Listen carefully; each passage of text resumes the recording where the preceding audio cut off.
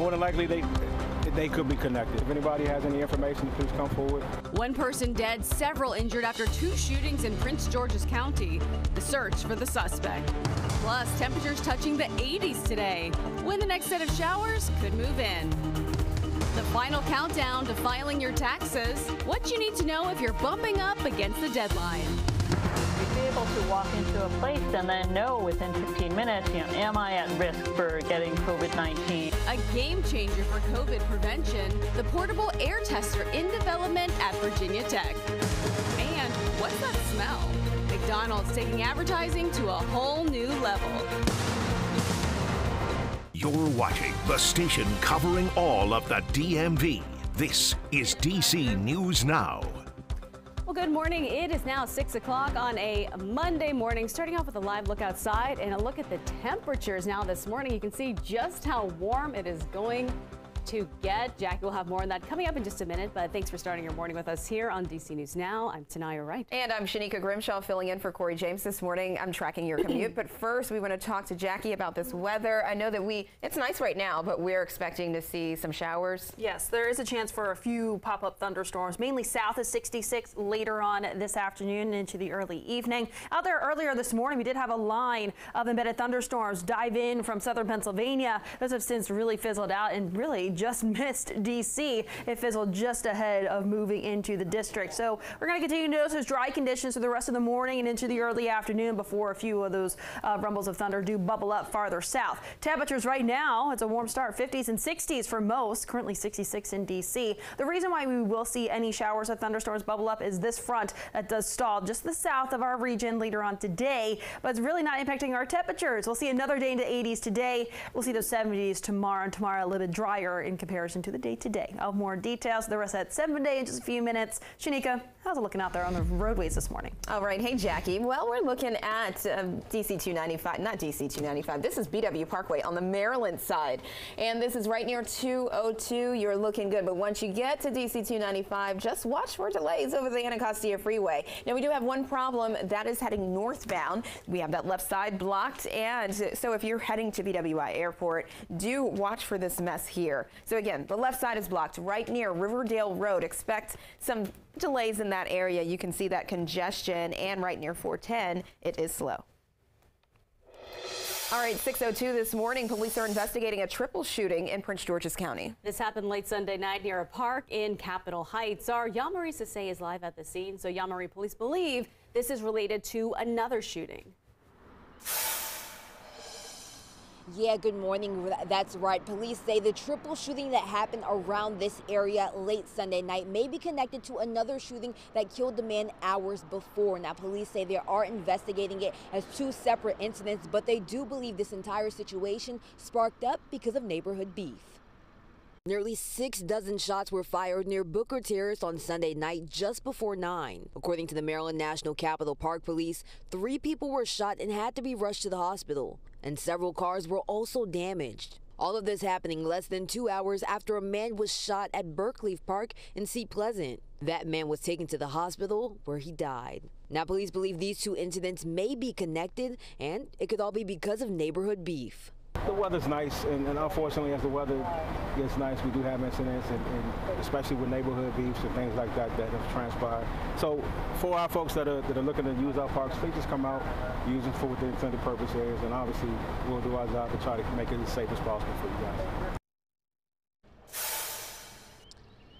Now, at this time, police do not have a suspect in custody at this moment, but if you have any information, you are encouraged to contact police. Now, this entire incident is just adding on to the ongoing violence that we've been seeing in Prince George's County, especially last week. Now, according to police data, Prince George's County Police Department have been investigating 12 separate shootings, and 5 people have died from those situations that took place last week.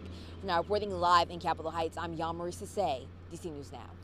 All right, Yamari, thank you for those updates. Still in Prince George's County, police say an officer shot a suspect during a home invasion. That was Sunday morning. Officials responded to Addison Road in District Heights at around 10 a.m. That's after reports say a person inside of a home was stabbed. On scene, police say they found 2 people injured, one with a stab wound. The other person was holding a wooden plank. Those officers gave loud, repeated verbal commands for that person to discard that 2x4, and one officer discharged his weapon, striking that person in the upper body, in the lower body. They say the victim has life-threatening injuries and the suspect is expected to be okay. The officer was placed on administrative leave as a standard protocol. A woman is in the hospital after Herndon police say her husband stabbed her and their dog. They say that man later approached an officer with a knife. That officer shot the husband, sending him to the hospital. It's more scary, yeah, because it's, you don't know about the neighbor. You don't know. It has been a quiet neighborhood, and I never had any kind of this kind of incidents happen, at least to my knowledge. Police say the dog is being treated, but we do not know its condition. Police are investigating what led up to the attack. And a Virginia couple is providing an update on their children who were sent to the hospital after a house fire last week. Yeah, according to a video posted on Facebook, both children were stable enough to complete their first test, but they didn't show any signs of responsiveness. The boys, William and Zach, were pulled from their burning home in Clifton last Wednesday.